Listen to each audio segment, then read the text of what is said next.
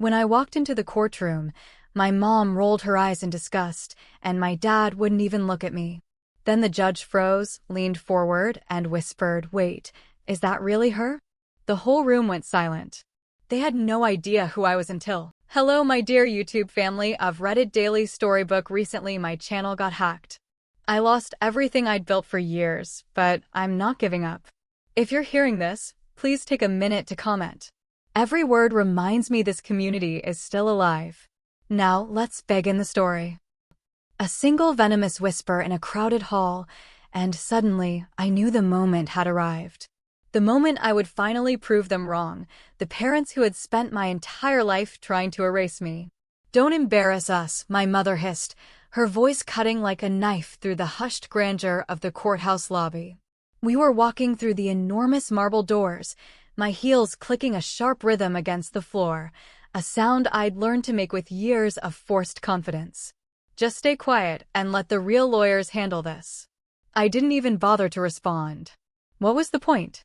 My father, walking beside her, wouldn't even glance my way.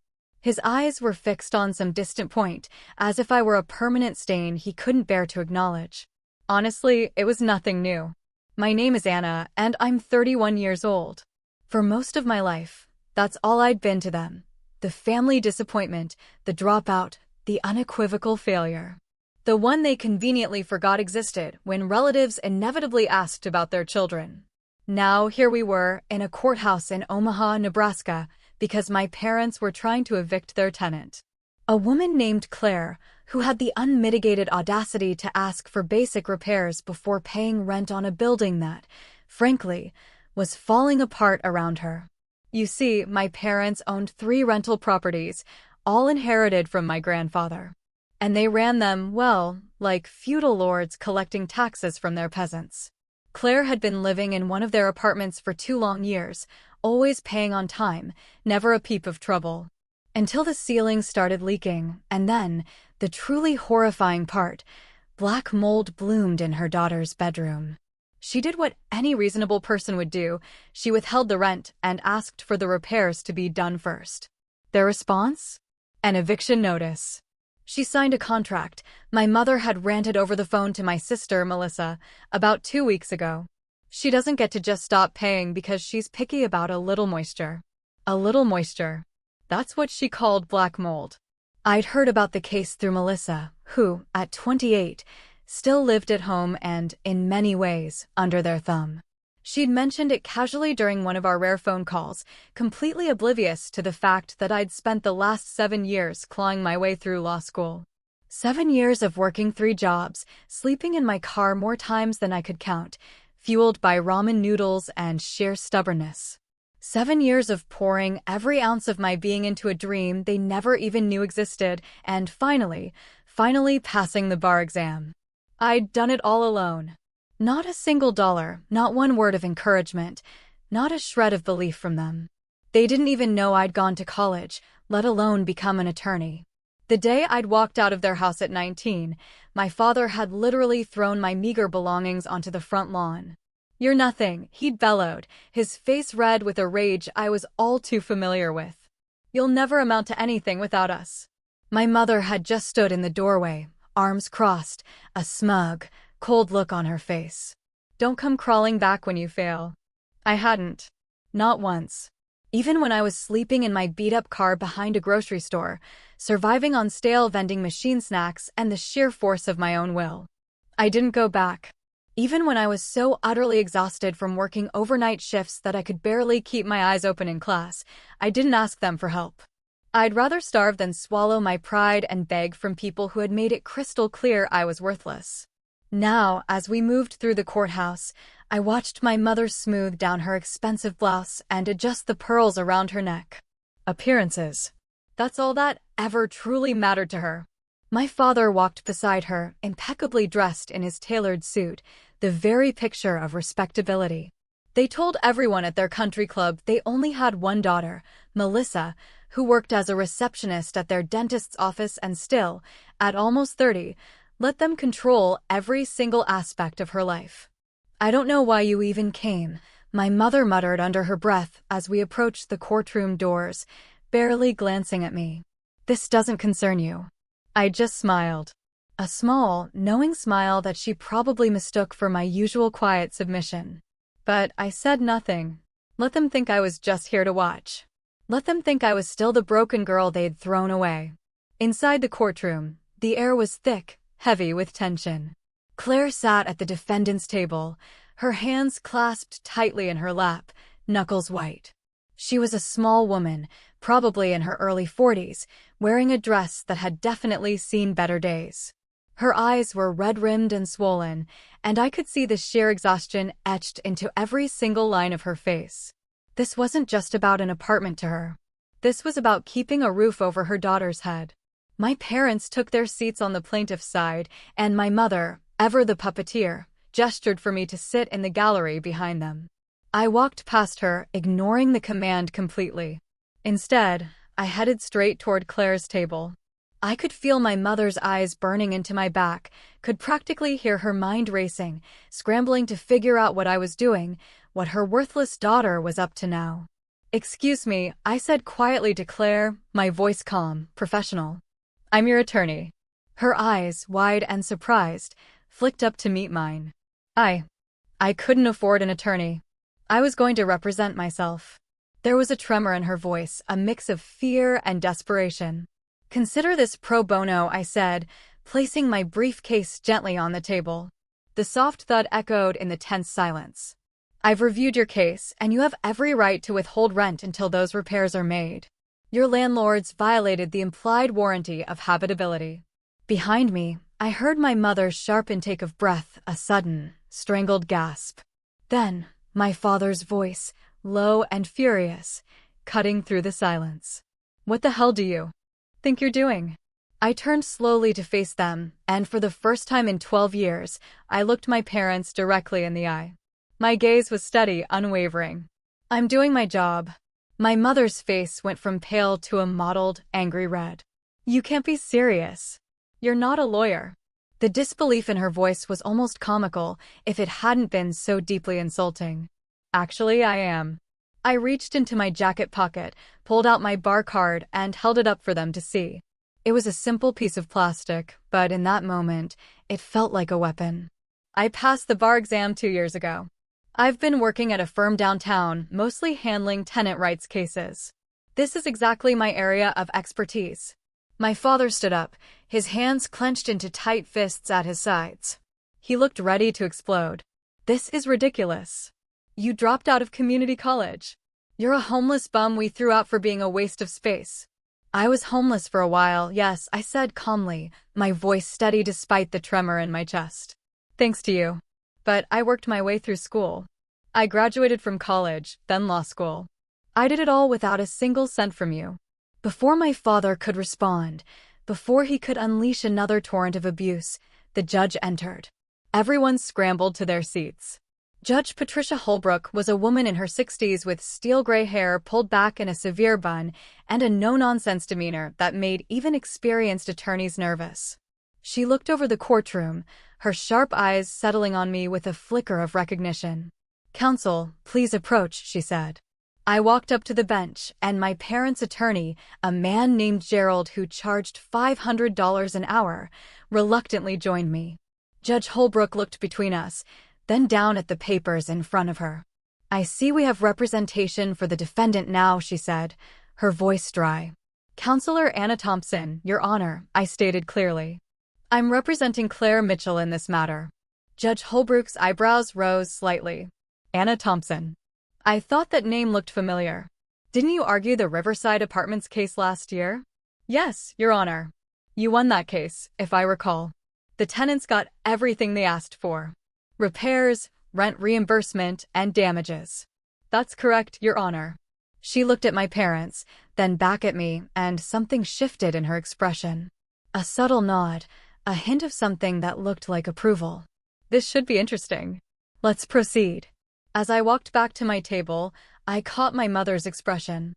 Pure horror mixed with utter disbelief. My father looked like he'd been physically slapped. Melissa, sitting behind them, had her hand clamped over her mouth, her eyes wide with shock. I sat down next to Claire, who was staring at me like I'd just walked on water. "Thank you," she whispered, tears welling in her eyes. "I don't know how to thank you." "Just tell the truth when you're asked questions," I said, giving her a reassuring nod. "That's all you need to do." Gerald stood up first, presenting my parents' case.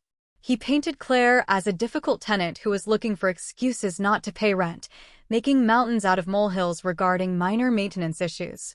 He showed photos of the apartment that had been taken years ago when it was first rented, pristine, clean, completely misleading. "The plaintiffs have always maintained their properties to the highest standards," Gerald said smoothly, his voice oozing practiced charm. "They're responsible landlords who simply want what they're owed, the rent that was agreed upon in a legally binding contract." When it was my turn, I stood up and walked to the evidence table.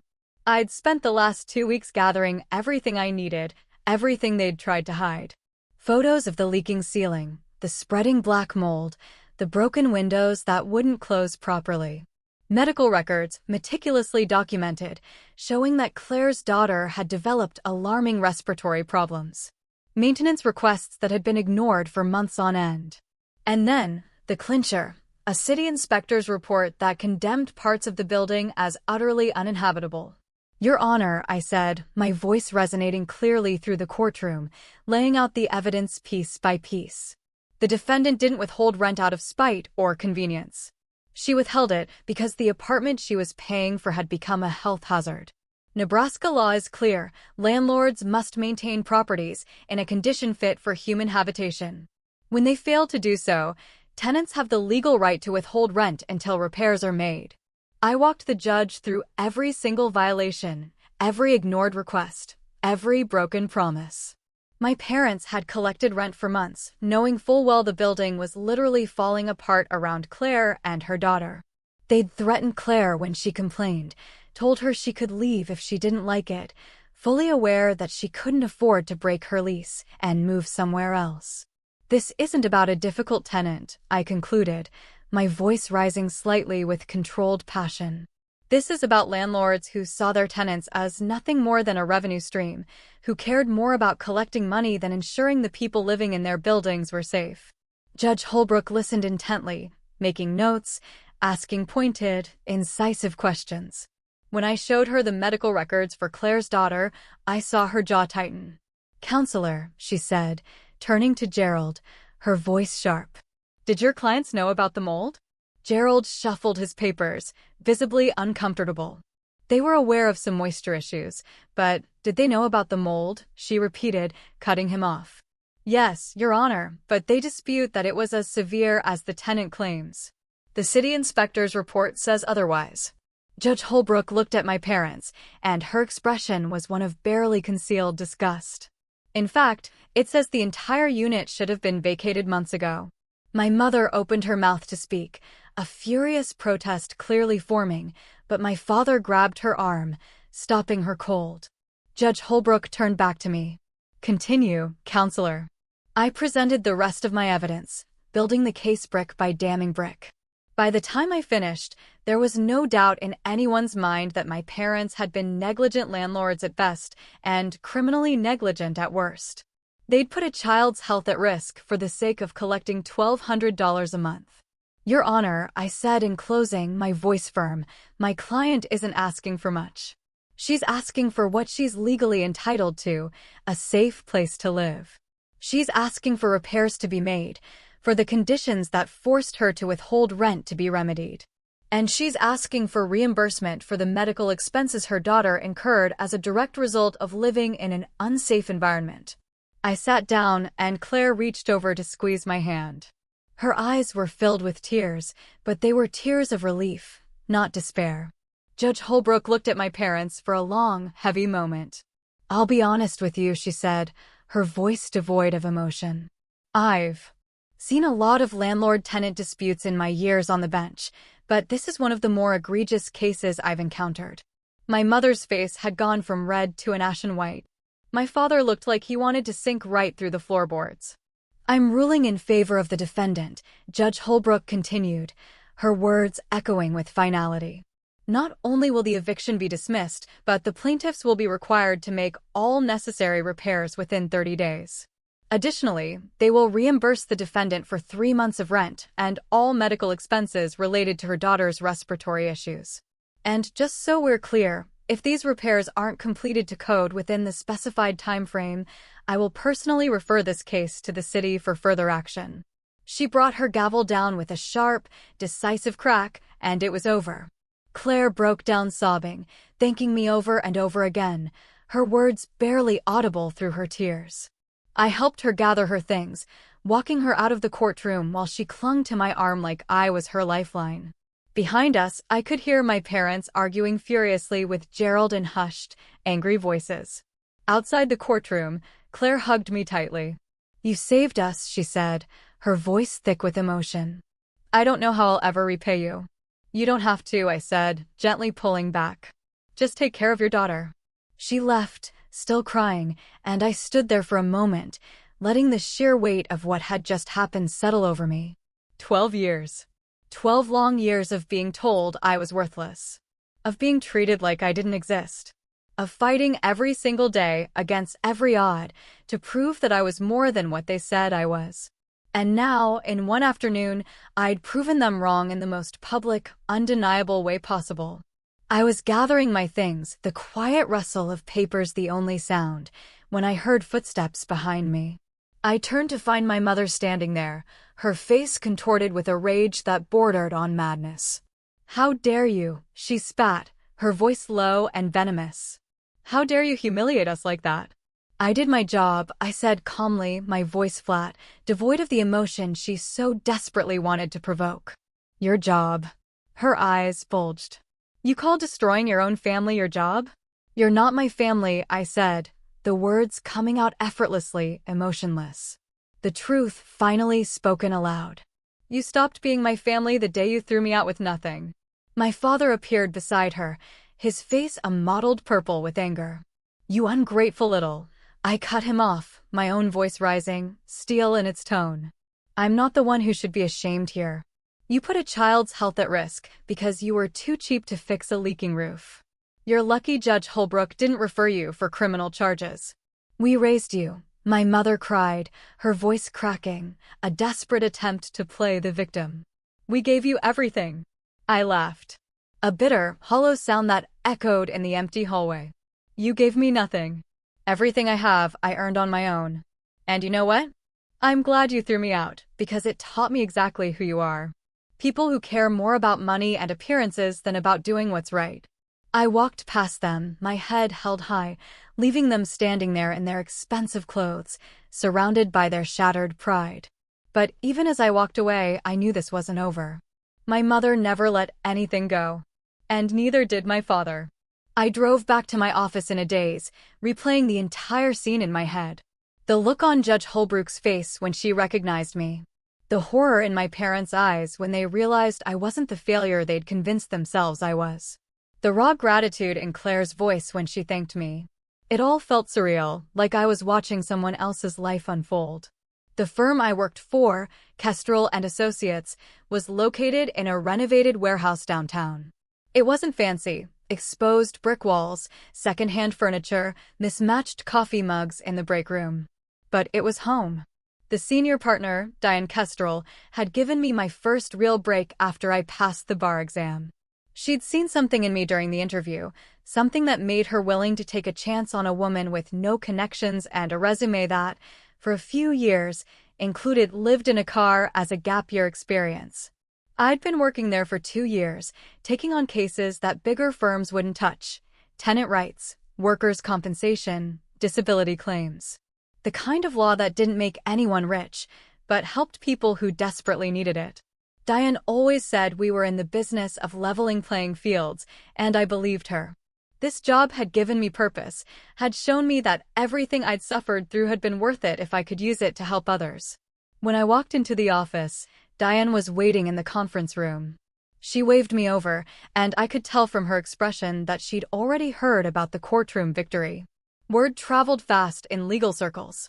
"You did good work today, Anna," she said as I sat down. "Claire called me right after court. She was crying so hard I could barely understand her, but she wanted me to know what you did for her." "I just presented the facts," I said, shrugging slightly. No, Diane shook her head, a knowing look in her eyes. You gave her hope.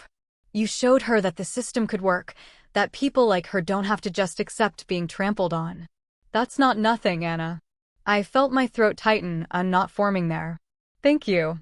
I paused, then continued, knowing the other shoe was about to drop. But we need to talk about something else. Diane's expression grew serious. Your parents. They're not going to let this go, are they? No, I admitted, the truth heavy in the air. They're not. Do you think they'll retaliate? I know they will. I thought about the look in my mother's eyes, the pure rage and humiliation. They'll try to discredit me, try to ruin my reputation. They have money and connections. They'll use both. Diane was quiet for a moment, her gaze thoughtful. We'll deal with it when it comes. But Anna, you need to be prepared. People like your parents, when they feel cornered, they can be dangerous. Not physically necessarily, but they'll go after everything you've built. I know, I said, a grim resolve settling over me. But I couldn't just stand by and watch them hurt people. Not anymore. I understand. And for what it's worth, I'm proud of you. What you did today took courage. After Diane left, I sat in the conference room alone, staring out the window at the Omaha skyline. The sun was setting, painting everything in shades of orange and gold. It was beautiful, but I couldn't shake the feeling that a storm was coming. My phone buzzed with a text from Melissa. Asterisk Mom and Dad are furious. They're talking about suing you. Please be careful. Asterisk, I didn't respond. What was there to say? Of course they were furious. Of course they wanted revenge. That's who they were. People who couldn't stand to be challenged, who would rather destroy someone than admit they were wrong. But I'd faced worse than their anger. I'd survived homelessness, poverty, years of their emotional abuse. Whatever they threw at me now, I told myself I could handle it. At least, that's what I tried to believe.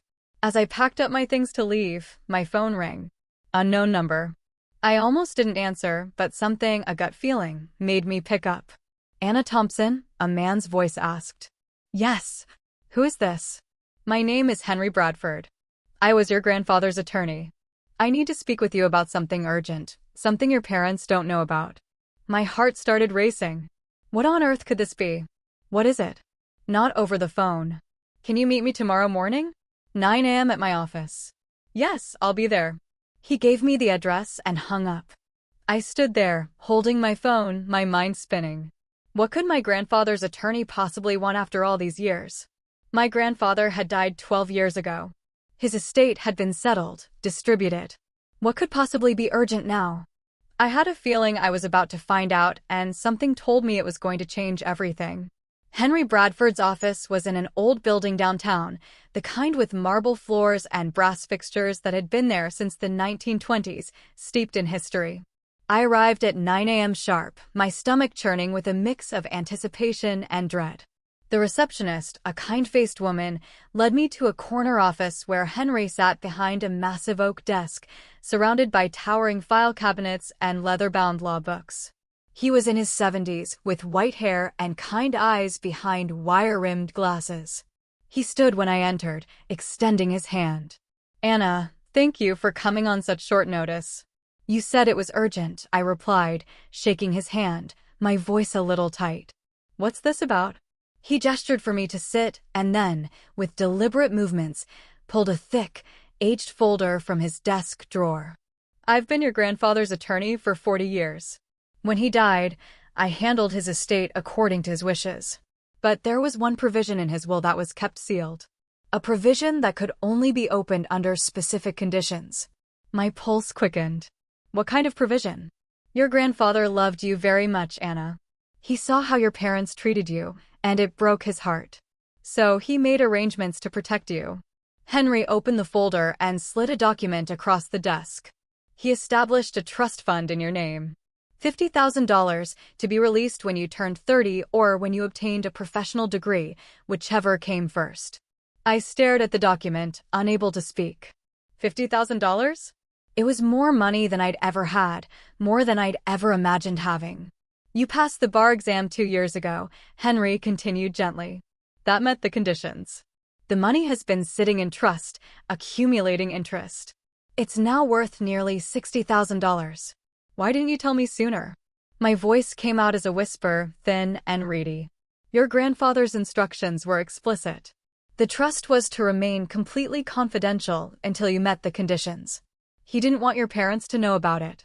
Didn't want them to interfere or try to claim it for themselves. He knew them too well.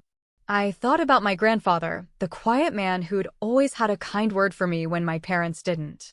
He'd been the only one who believed I could be something more than what my parents said I was. There's something else, Henry said, pulling out a small, yellowed envelope. Your grandfather wrote you a letter. He asked me to give it to you when the time came. My hands trembled as I opened the envelope. Inside was a single sheet of paper covered in my grandfather's careful, distinctive handwriting. Dear Anna, if you're reading this, then you've done what I always knew you could do. You've made something of yourself, despite everything they've thrown at you. I'm proud of you. Even though I won't be there to tell you in person, I know your parents have made your life difficult. I've watched them favor your sister. Watched them tear you down whenever you tried to rise. It broke my heart, but I couldn't change them. All I could do was try to give you a foundation to build on. This money isn't a solution to all your problems, but it's a start. Use it wisely. Build the life you deserve.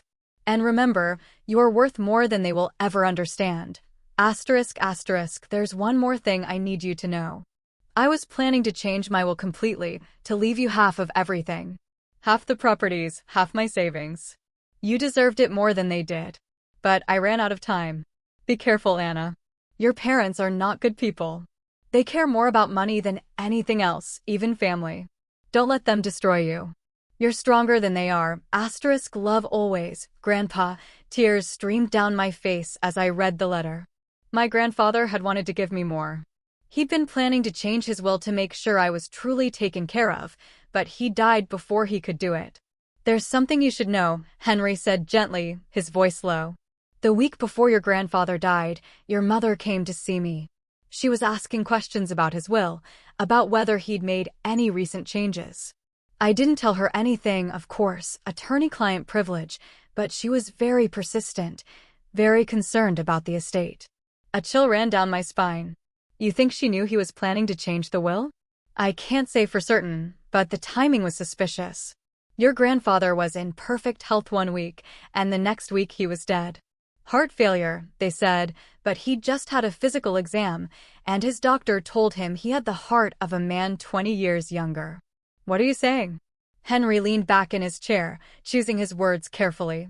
I'm saying that when someone stands to lose a significant inheritance, they might do things they wouldn't otherwise do. I'm saying that your grandfather's death was very convenient for your parents.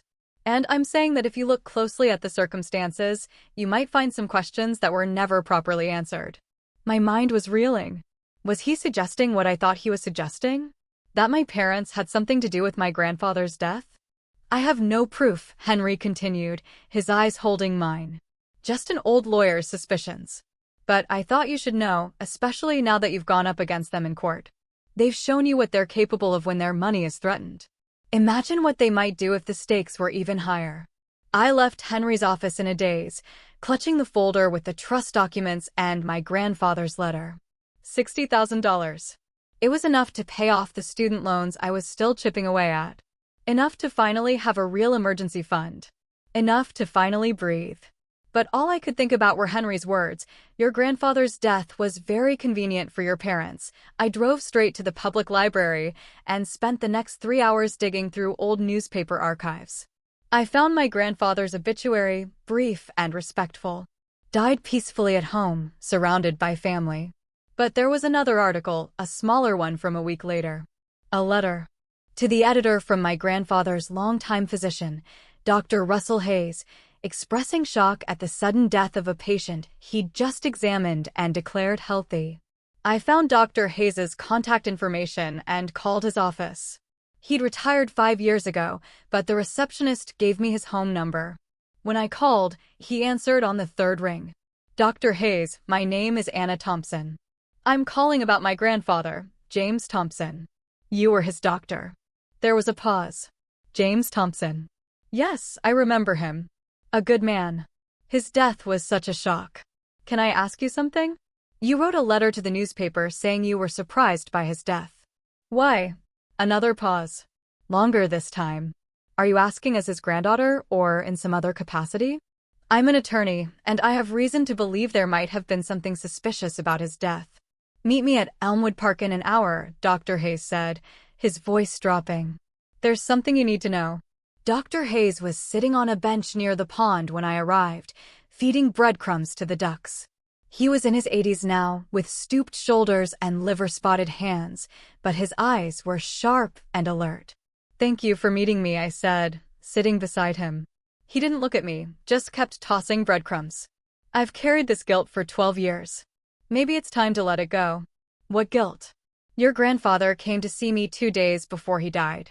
He was concerned about some symptoms he'd been having: nausea, dizziness, tingling in his extremities. I ran some tests, but the results wouldn't be back for a week. I told him it was probably nothing. Maybe a virus. I sent him home. What were the test results? My breath hitched, a cold dread creeping into my bones. They showed elevated levels of digoxin in his blood. Digoxin is a heart medication, but your grandfather wasn't taking any heart medication. The levels were high enough to cause arrhythmia. Heart failure. High enough to kill someone. My breath caught. You're saying he was poisoned? I'm saying that someone gave him digoxin, probably in his food or drink over several days. By the time the test results came back, he was already dead. I went to the police, but they said there wasn't enough evidence to open an investigation. The medical examiner ruled it natural causes, heart failure. They said the digoxin in his system could have been a false positive or residue from some other medication. Without an autopsy showing clear poisoning, they wouldn't pursue it. Why didn't you push harder? Dr. Hayes finally looked at me, and I saw deep shame in his eyes. Your father came to see me. He said the family wanted to remember James peacefully, without the trauma of an investigation. He said it would destroy your grandmother to think someone had hurt him. And he offered me money. A lot of money, Anna. To let it go, to accept the medical examiner's ruling and move on. You took the money. My voice was barely a whisper. To my eternal shame, yes. I was 3 years from retirement, and my wife had just been diagnosed with cancer. We needed the money for her treatment. So, I told myself it was probably nothing, that I was seeing conspiracies where there were none. I let them bury your grandfather without answers. I felt sick to my stomach. My father had bribed Dr. Hayes to stay quiet about evidence of poisoning, which meant he knew exactly what had killed my grandfather. Which meant he'd either done it himself or helped cover it up. Dr. Hayes, would you be willing to testify to this? To put it in a sworn statement. He nodded slowly.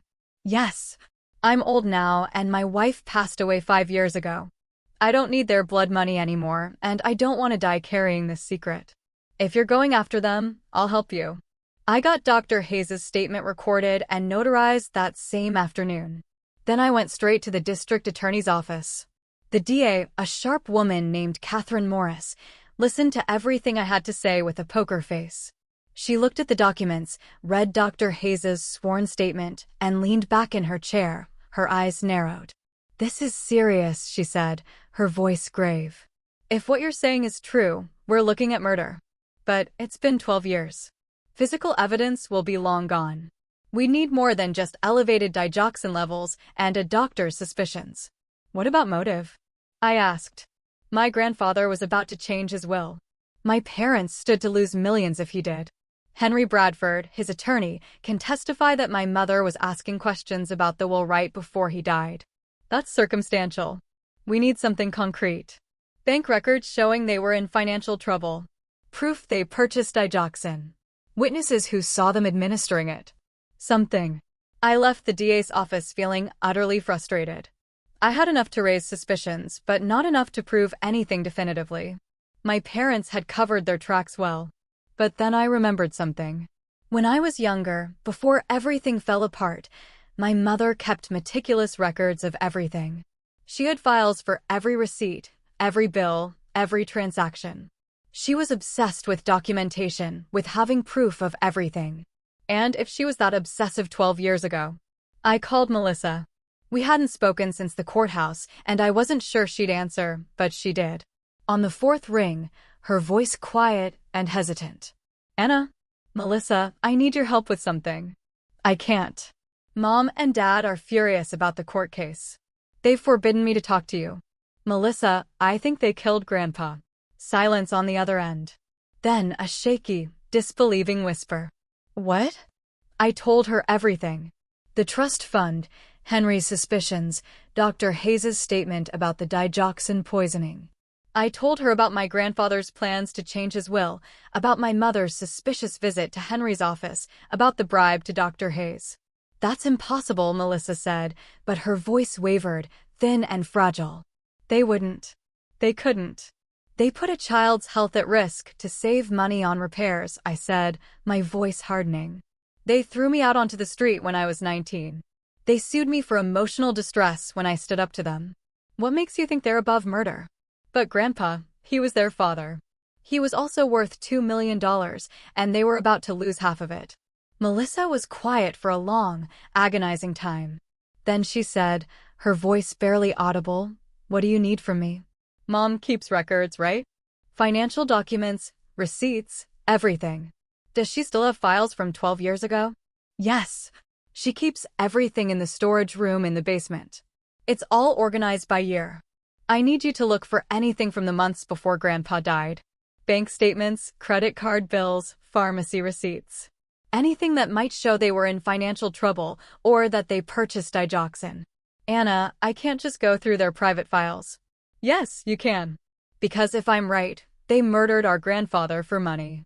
And they've spent the last 12 years living off that blood money while letting everyone think he died naturally. Don't you want to know the truth? Another long silence. Then a sigh, heavy with resignation and fear. I'll look. But Anna, if I find something, if this is real, what happens to them? They go to prison, I said simply. For the rest of their lives. And what happens to me? I didn't have an answer for that, not immediately. Because if my parents went to prison for murder, Melissa would be left alone. The golden child, the favorite, the one they'd spent their lives protecting and spoiling. She'd have nothing, no family, no support, no illusions left about who her parents really were. I'm sorry, I said finally, the words tasting like ash in my mouth. But the truth matters more than comfort. I'll call you tomorrow, Melissa said, and hung up. I sat in my car outside the DA's office, staring at my phone. I had just asked my sister to betray our parents, to help me send them to prison. Part of me felt a wrenching guilt about it. But a larger part felt nothing but cold, unwavering determination. Because if they'd really killed my grandfather, they deserved whatever happened to them. The next 24 hours were the longest of my life. I couldn't sleep. Couldn't focus on work. My mind kept imagining what Melissa might find. Kept playing out scenarios in my head. What if there was proof? What if there wasn't? What if Melissa changed her mind and told our parents what I was doing? But the next evening, Melissa called. I found something, she said, her voice shaking, barely a whisper. Anna, I found something bad. We met at a coffee shop on the edge of town, far from anywhere our parents might see us. Melissa looked terrible, pale and hollow-eyed, like she hadn't slept either. She sat across from me and slid a folder across the table with trembling hands. I went through everything, she said. Bank statements, credit card bills, all of it. And I found these. I opened the folder. Inside were copies of credit card statements from the 3 months before my grandfather died. There were charges to pharmacies, medical supply companies, online retailers. Melissa had highlighted several entries in yellow. This one, she pointed to a charge from an online pharmacy, is for Digitalis purpurea seeds. That's foxglove. It contains digoxin naturally. You can extract it if you know how. My heart pounded in my chest. They bought the poison. That's not all. She pulled out more papers. Look at these bank statements. 2 months before Grandpa died, their checking account was overdrawn by $30,000. They had maxed out 3 credit cards. They were drowning in debt. I stared at the numbers. My parents had been nearly bankrupt. They'd made bad investments, overspent, run themselves into a financial hole. And then, conveniently, my grandfather died. And they inherited everything. There's more, Melissa said quietly, her voice barely audible. She pulled out a small, leather-bound notebook.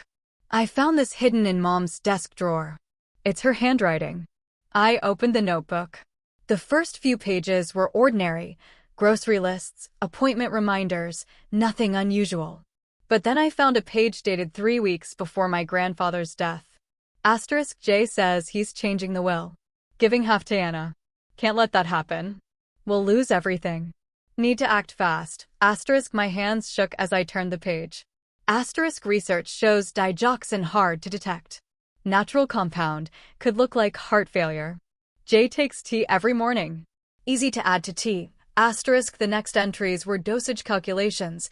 Precise research notes about how much digoxin would be needed to cause heart failure without being immediately obvious.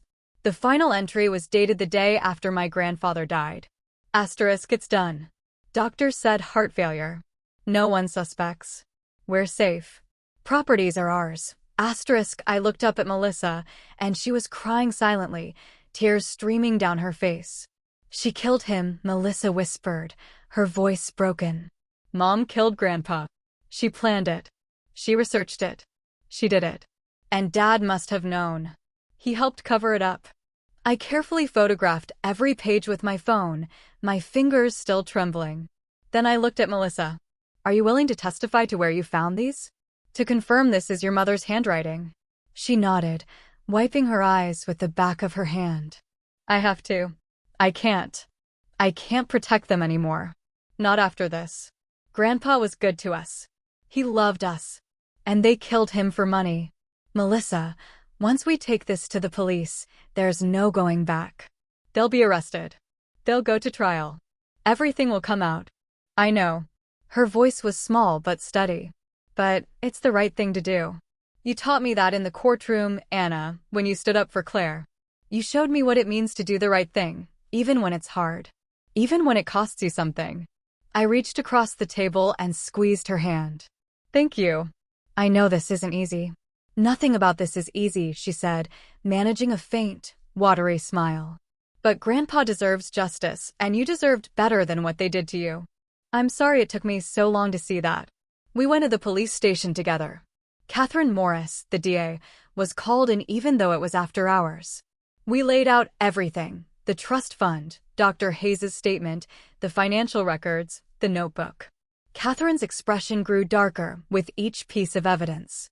This is enough, she said, finally. We can get a warrant. We'll arrest them tonight. Tonight? Melissa's voice cracked. The longer we wait, the more chance they have to destroy evidence or flee. If they realize what's happening, they might run. We need to move fast. 2 hours later, I sat in Catherine's office, watching through a monitor as police officers arrived at my parents' house. Melissa sat beside me, gripping my hand so tightly it hurt. We watched our mother answer the door in her expensive silk robe.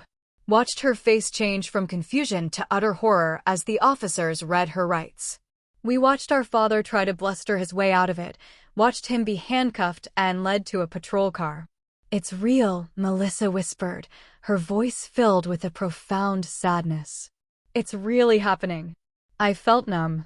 All those years of being told I was worthless, of being thrown away like garbage, it all came from people who were capable of murder.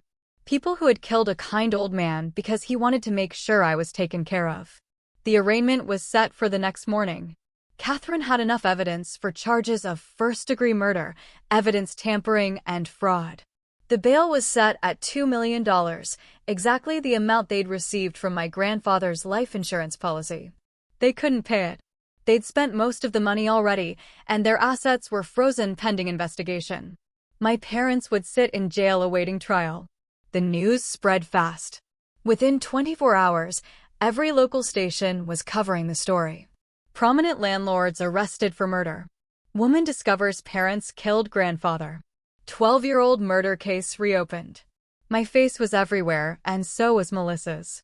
The press painted me as the heroic daughter who uncovered the truth, and painted my parents as monsters who'd literally gotten away with murder for over a decade. The firm where I worked was flooded with calls. Some were from former tenants of my parents, wanting to share their own stories of abuse and negligence. Others were from attorneys offering support. A few were from news outlets wanting interviews. But one call stood out. It came 3 days after my parents' arrest. From a lawyer representing Claire, the tenant I defended in court.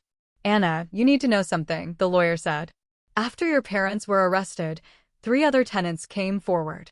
They all had similar stories: unsafe conditions, threats, intimidation. But one of them, a man named Thomas, said your father threatened him last year.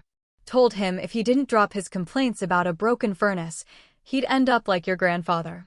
Thomas thought it was just a figure of speech, I finished, a cold certainty settling over me. But now it sounds like a confession. Exactly. Thomas is willing to testify. This could strengthen the prosecution's case even more. I thanked the lawyer and hung up. My father had practically admitted to murder, had used my grandfather's death as a threat. The arrogance of it, the absolute certainty that they'd gotten away with it and would never be caught. It made me sick. That evening, Melissa and I met at my apartment. She'd moved out of our parents' house, was staying with a friend while she figured out her next steps. She looked lost and broken, yes, but there was something else in her eyes, too. A kind of clarity she'd never had before.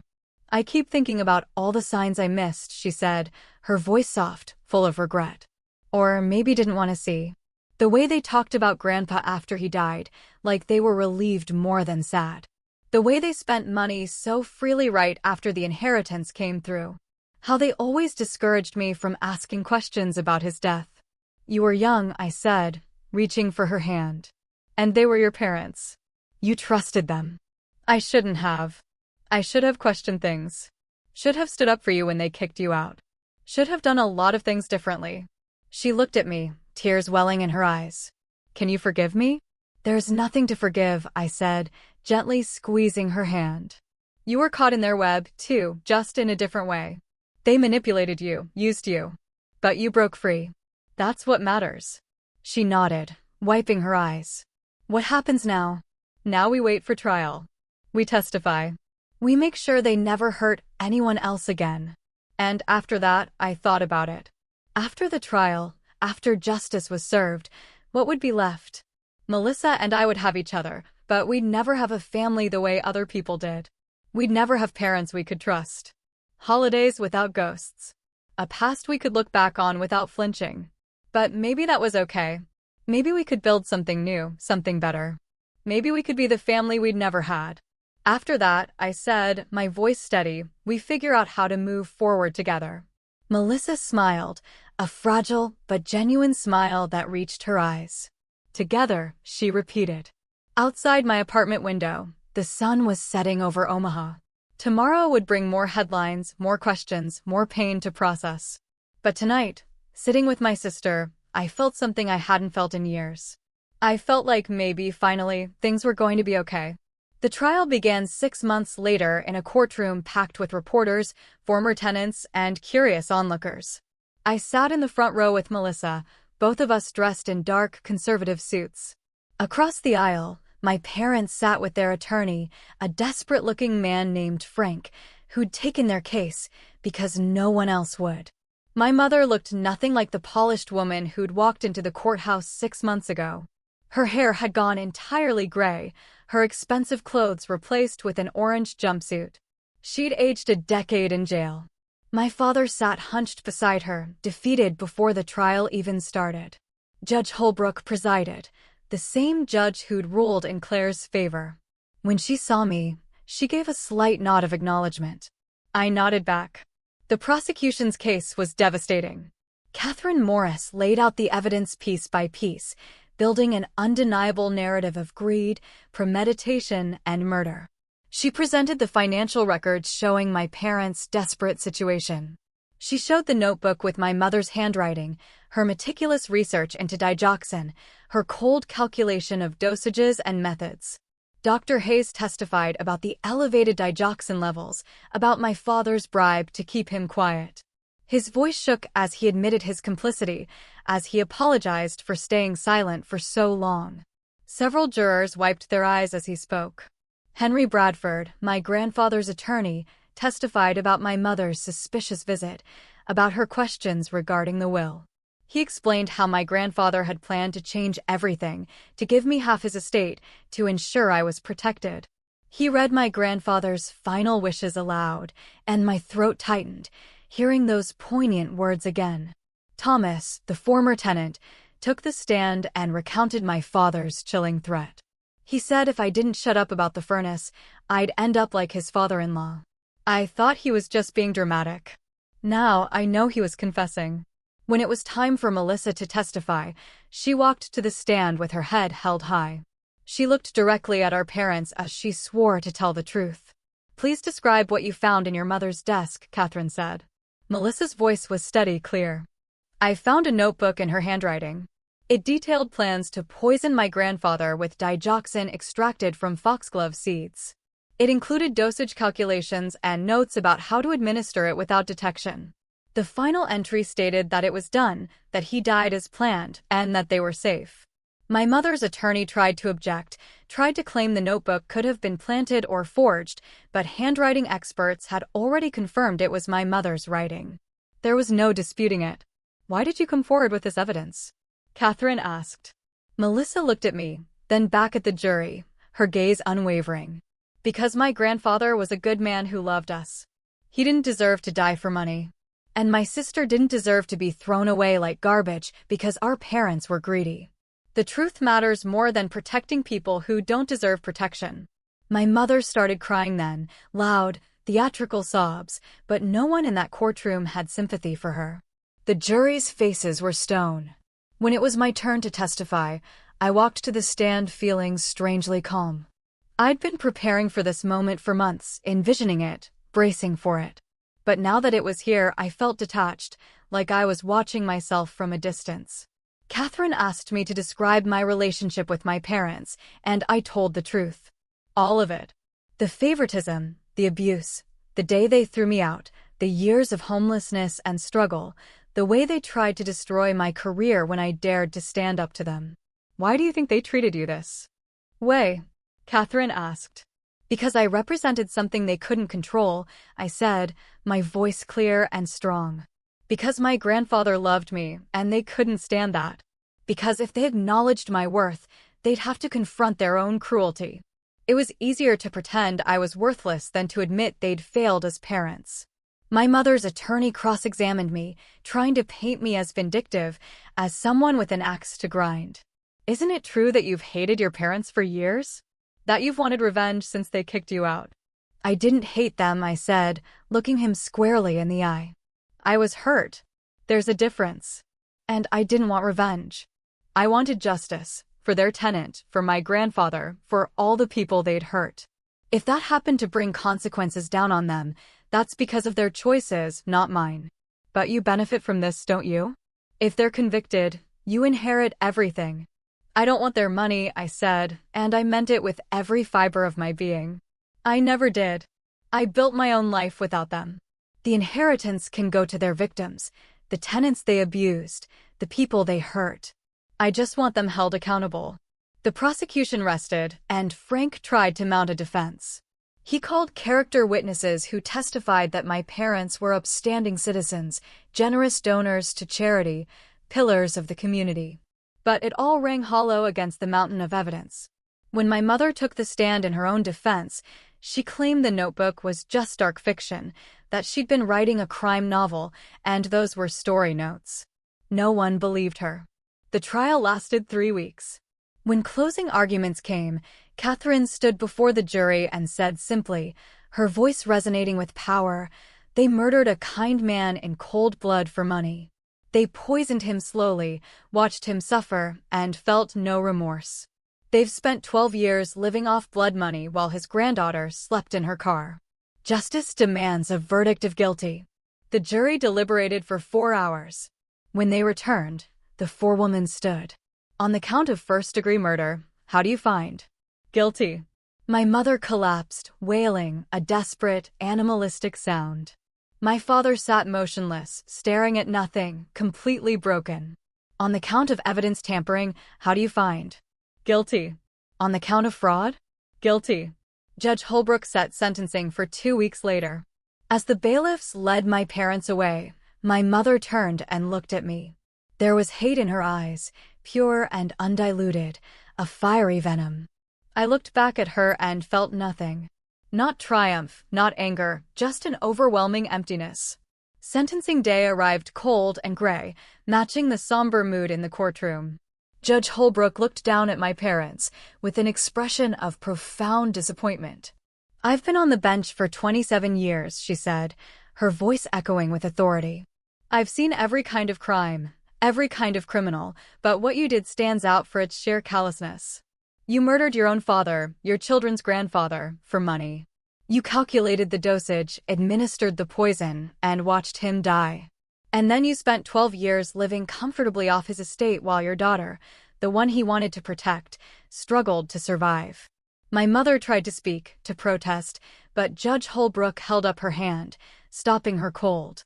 "You had every advantage, money, education, opportunity, and you used all of it to hurt people. Your tenants lived in squalor while you collected rent. Your daughter was thrown out to fend for herself. And your father, a good man by all accounts, was murdered in his own home. The law requires me to sentence you, but I can tell you that no sentence will ever be enough for what you've done." She looked down at the papers in front of her. "On the count of first-degree murder, I sentence you each to life in prison without the possibility of parole. On the counts of evidence tampering and fraud, I sentence you each to an additional 15 years, to run consecutively. You will spend the rest of your lives behind bars, and that is far less than you deserve." The gavel came down with a thunderous finality. My mother screamed, a sound of pure anguish that tore through the courtroom. My father sat silent, tears streaming down his face, his shoulders shaking. As they were led away, my mother turned to me one last time, her eyes still burning with that same venomous hate. "I hope you're satisfied," she spat, her voice ragged. "You've destroyed this family." "No," I said clearly, standing up so she could hear me, my voice steady and unwavering. "You destroyed this family when you chose money over people, when you chose greed over love. I just made sure everyone knew the truth." She was dragged away, still screaming, and the courtroom erupted in noise. Reporters shouted questions. Former tenants cheered, their faces a mix of relief and vindication. Melissa grabbed my hand and squeezed it tight. Outside the courthouse, Catherine Morris held a press conference. Today, justice was served for James Thompson and for all the victims of Helen and Robert Thompson's greed. This case demonstrates that no one is above the law, that wealth and status cannot protect you when you commit crimes. I want to especially commend Anna Thompson and Melissa Thompson for their courage in coming forward, for choosing truth over family loyalty. Reporters turned to me, shoving microphones in my face. "How do you feel, seeing your parents sentenced to life?" "Relieved," I said honestly. "Not happy, not triumphant, just relieved that they can't hurt anyone else." "Will you accept the inheritance?" "No. Everything they have will go to a fund for their former tenants, the people they actually hurt and exploited. That's what my grandfather would have wanted." "What's next for you?" I thought about it. "I'm going to keep doing what I've been doing. Helping people who need legal representation but can't afford it. Making sure landlords are held accountable. Trying to make the system work for people who usually get trampled by it." That night, Melissa and I went to my grandfather's grave. We hadn't been there together since the funeral 12 years ago. The headstone was simple, * James Thompson, beloved father and grandfather. 1940-2013, * we got them, Grandpa, Melissa said softly, kneeling by the stone, her voice thick with emotion. "They're going to pay for what they did to you." I knelt beside her, placing a hand on the cool stone. "I'm sorry it took so long. I'm sorry you didn't get to see me become an attorney. Didn't get to see me prove them wrong. But I hope you know I never forgot what you told me. That I was worth more than they said. You were right." We sat there for a while in silence, the cold wind rustling through the bare trees. Finally, Melissa spoke, her voice still quiet. "What happens to us now? We're orphans, in a way. No parents, no family except each other. We build something new," I said, looking out at the fading light. "Something better. We become the family we never had. I'd like that." She smiled, a real smile this time. "You know, I've been thinking about going back to school. Maybe becoming a paralegal, working with you at the firm. Diane would love that, I said, a warmth spreading through me. We're always short-staffed.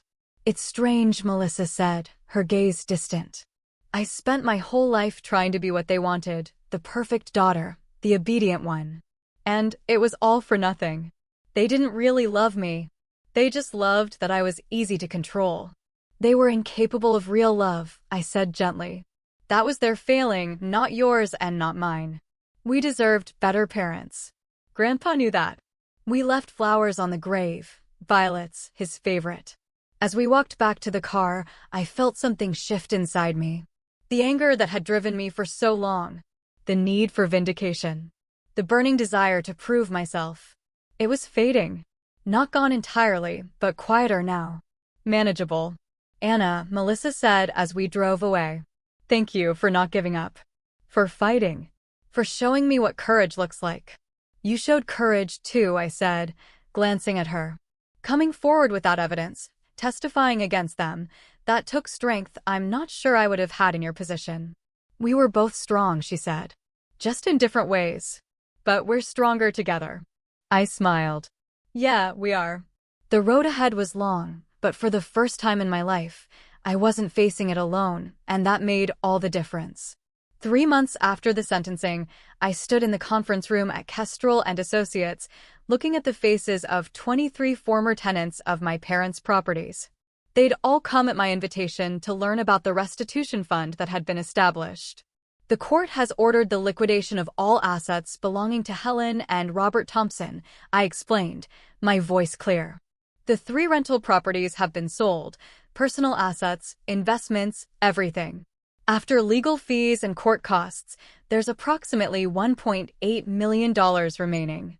That money will be divided among all verified victims, tenants who suffered due to unsafe living conditions, people who paid medical bills because of their negligence, anyone who was harmed by their actions. Claire, the woman whose case had started everything, raised her hand. How much will each person get? It depends on the severity of harm and documentation of damages, but we estimate between $30,000 and $70,000 per person. Some will get more if they can prove significant medical expenses or ongoing health issues. A man in the back stood up. That money should go to you. You're the one who brought them down. You sacrificed everything to get justice. I shook my head. I didn't do this for money. I did it because it was right. This money belongs to the people they hurt. I have my grandfather's trust fund. That's more than enough. The meeting continued for another hour, with people sharing their stories, crying, hugging each other. These were people who'd been victimized and silenced, who thought no one cared about their suffering. Now they were being heard, being compensated, being vindicated. After everyone left, Diane came into the conference room. That was a good thing you did, Anna. A lot of lawyers would have taken a hefty portion as fees. I'm not interested in profiting from my parents' crimes, I said. Besides, I have enough. The trust fund paid off my loans and gave me a cushion. I don't need more. Speaking of which, Diane said, a twinkle in her eye, I have a proposition for you. I'm getting older, thinking about retirement in a few years. I'd like you to consider becoming a partner, eventually taking over the firm entirely. I stared at her, my mouth slightly agape. Are you serious? Completely. You're the best attorney I've ever trained. You care about the clients. You fight like hell. And you understand what it's like to be powerless. This firm needs someone like that at the helm. I don't know what to say. Say yes. Diane smiled, her eyes crinkling at the corners. Think about it. We can discuss details later. That evening, I met Melissa for dinner at a quiet restaurant downtown. She'd started classes at the community college, working toward a paralegal certificate. She looked healthier than I'd seen her in years, with color in her cheeks and a genuine light in her eyes. How was your day? She asked. Surreal, I admitted, a slight laugh escaping me. I distributed almost $2 million to people our parents victimized, and Diane offered to make me a partner in the firm. Melissa's eyes widened. That's incredible. Are you going to accept? I think so. It feels right, you know, like everything I went through led to this. Grandpa would be proud, she said softly, a wistful smile on her face. You became exactly who he knew you could be. We ordered our food and talked about normal things, her classes, my cases, whether we should adopt a cat for my apartment. It felt strange and wonderful to have a normal conversation with my sister, to have a relationship not poisoned by our parents' manipulation. I saw them last week, Melissa said suddenly, her voice dropping. At the prison. I slowly sat down my fork. Why would you do that? I needed closure, I guess. Needed to see them one more time. She took a shaky breath. Mom tried to guilt-trip me. Said I'd betrayed the family. Dad just cried and said he was sorry. But neither of them actually took responsibility. Even now, even after everything, they can't admit they were wrong. Some people never do, I said, a profound sadness in my voice. They're too broken, too lost in their own choices. But that's not your burden to carry anymore. I know. She smiled, a tiny, determined curl of her lips.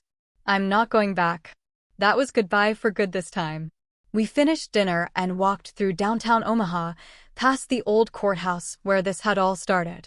I thought about that day 6 months ago, walking into that courtroom expecting nothing, only to change everything. I thought about my mother's disgust, my father's dismissal, the judge's surprise when she recognized me. I thought about how far I'd come from the 19-year-old sleeping in her car.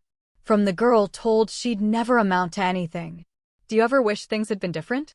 Melissa asked, breaking my reverie. That we'd had normal parents, a normal childhood? Sometimes, I admitted, looking up at the city lights. But then I think about who I became because of what I went through. The empathy I have for people who are struggling. The drive to fight for justice. The understanding that systemic problems hurt real people. Would I have that if I'd grown up comfortable and privileged? I don't know. So, you're saying you're grateful for the trauma? Melissa raised an eyebrow, a flicker of her old wit returning. I laughed, a genuine, unburdened sound. No. I'm saying I'm grateful for who I became in spite of it. There is a difference. We stopped at a coffee shop, the very same one where Melissa had first shown me the evidence of our grandfather's murder. So much had changed since that day. So much had been revealed, destroyed, rebuilt. I have something for you, Melissa said, pulling an envelope from her purse. I've been holding on to this. It's another letter from Grandpa. Henry Bradford gave it to me after the trial. He said Grandpa wanted you to have it when everything was settled. My hands trembled as I opened the envelope. Dear Anna, asterisk if you're reading this, then you've uncovered the truth about my death. I suspected your parents might try something. I saw the way they looked at my estate, the calculations in their eyes. That's why I made sure to leave evidence, to give you tools to find justice if something happened to me. I'm so proud of you. Not just for your accomplishments, but for your character. You have a strength they'll never understand, a moral compass they lack entirely. Use it well. Help people who can't help themselves. Be the person I always knew you were. And remember, the best revenge is living well. Building a life they said you couldn't have. Becoming someone they said you could never be. You've already won, Anna. Everything else is just making sure they face consequences. You are loved. You are worthy. You are enough. Always. Asterisk Grandpa. Tears streamed down my face as I finished reading. Melissa reached across the table and squeezed my hand. He knew, I whispered, my voice choked with emotion. He knew what they might do. And he still tried to protect me, even after death. He loved you, Melissa said softly. Really loved you, the way parents should. I folded the letter carefully and put it in my pocket, right over my heart. I'm going to keep fighting, I said, looking at Melissa through my tears. For people like Claire, like all those tenants, like everyone who gets trampled by people with power and money. That's how I'll honor him. And I'll help you, Melissa said, a fierce light in her eyes. Once I get my certificate, I'll be right there with you. We'll be a team. I smiled through my tears. A team? I like that. My parents spent their remaining years in separate prisons. Their legacy, one of greed, murder, and cruelty. My mother died of a stroke 4 years into her sentence, bitter and unrepentant until the very end. My father lived longer, spending his days in the prison library, supposedly trying to understand where he'd gone wrong. But according to Melissa, who visited him once before his death, he never truly grasped it. He died believing he'd been unlucky, that he'd gotten caught rather than done wrong. Some people, I learned, are simply incapable of genuine remorse. The tenants they'd victimized used their restitution to rebuild their lives. Claire sent her daughter to college. Thomas finally got the medical treatment he needed, and 3 families were able to buy their first homes. Their suffering hadn't been erased, but at least it had been acknowledged and compensated. As for me, I became a partner at Kestrel and Associates and eventually took over when Diane retired. Melissa worked beside me, a brilliant paralegal who understood our clients because she'd felt powerless herself. We built something good from the ashes of our broken family. I never married, never had children of my own. My family was the people I helped, the justice I fought for, and the sister who'd found her courage when it mattered most. And, sometimes, late at night in my office, I'd take out my grandfather's letters and remember that the best revenge isn't destruction. It's becoming everything they said you couldn't be, and using that success to help others they would have crushed. I'd built a life from nothing, proved my worth without their approval, and ensured they faced consequences for their crimes. In the end, that was victory enough.